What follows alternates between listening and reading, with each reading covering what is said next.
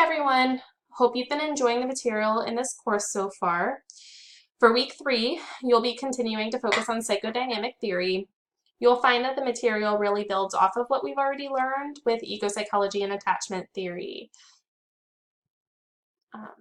This week, your readings will be related to object relations theory, which includes the development of self in relation to others or objects.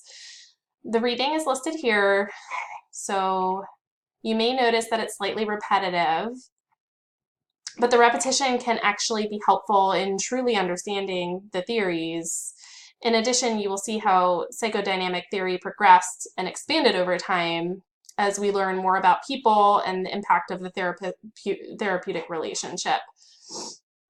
The most helpful aspect of these theories that you might find in practice is how the recognition of the transference-countertransference relationship occurs within the therapeutic relationship and how it can actually be used as a tool for treatment.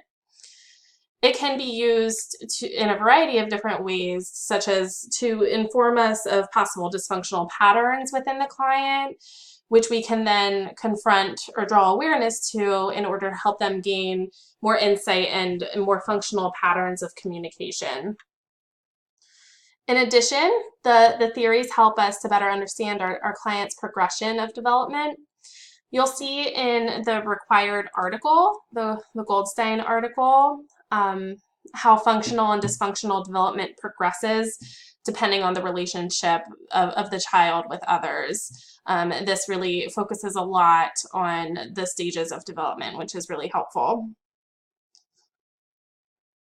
There's a lot more content to read this week than usual, and you'll notice that there are actually multiple chapters to read, but there is only one required article, and then we have these optional articles here. So you're just going to choose one because you will then later use that for one of the discussion posts. In addition, we have the videos that you'll be required to watch. You'll see that it lists some required portions. My screen is not showing the podcast, actually. The podcast is 52 minutes long, and there is a transcript available. But for the video, you'll see the required segment here, and also some recommended segments. I'm really hoping that many of you will enjoy the optional articles this week, as they do draw some attention to theory as it relates to different groups of people. I know many of you do really well in recognizing the impact of culture and socioeconomic status for treatment and are really interested in learning more about it there. So they actually might be a little bit more interesting than just purely reading theory. Now I would like to go over the discussions for this week. Here we have the article reflection. Please note that the discussion will relate to the optional articles from this week, as I mentioned before.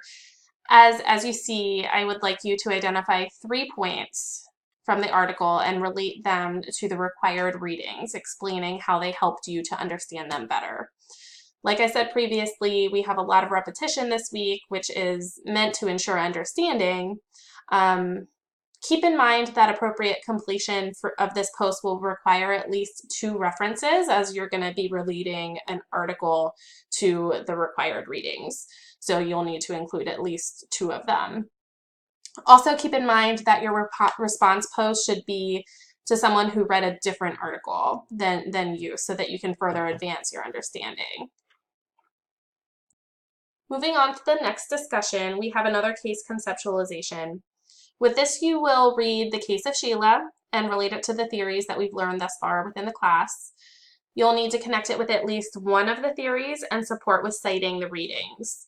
You'll see within the case example some dysfunctional relationship patterns, defense mechanisms, as well as issues related to attachment in childhood. So those are some examples of what you might note within your initial post.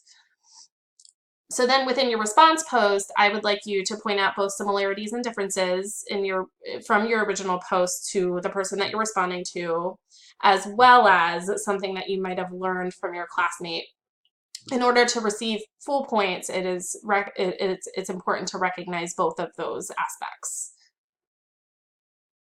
I did want to point out again to focus on the rubric. I am most focused on content, but please do remember that grammar and appropriate APA citations are listed on the rubric as well. An easy way to ensure you are citing appropriately is to go to the Purdue OWL website. I found that most user-friendly. I mean, you could also look at your APA manual. They should have the same information. In addition, the links for the articles and the learning resources part are actually in the appropriate format as well. I would be fine with you just copying and pasting them into your references page. And then remember that the deadlines are Thursday at 11:59 p.m. for initial posts and Sunday at 11:59 p.m. for response posts. We do use Eastern Standard Time for those of you who are living in different time zones. And then stay tuned for a description of the next paper, which is 2 weeks away. Hope everyone enjoys their week, and please reach out with any questions.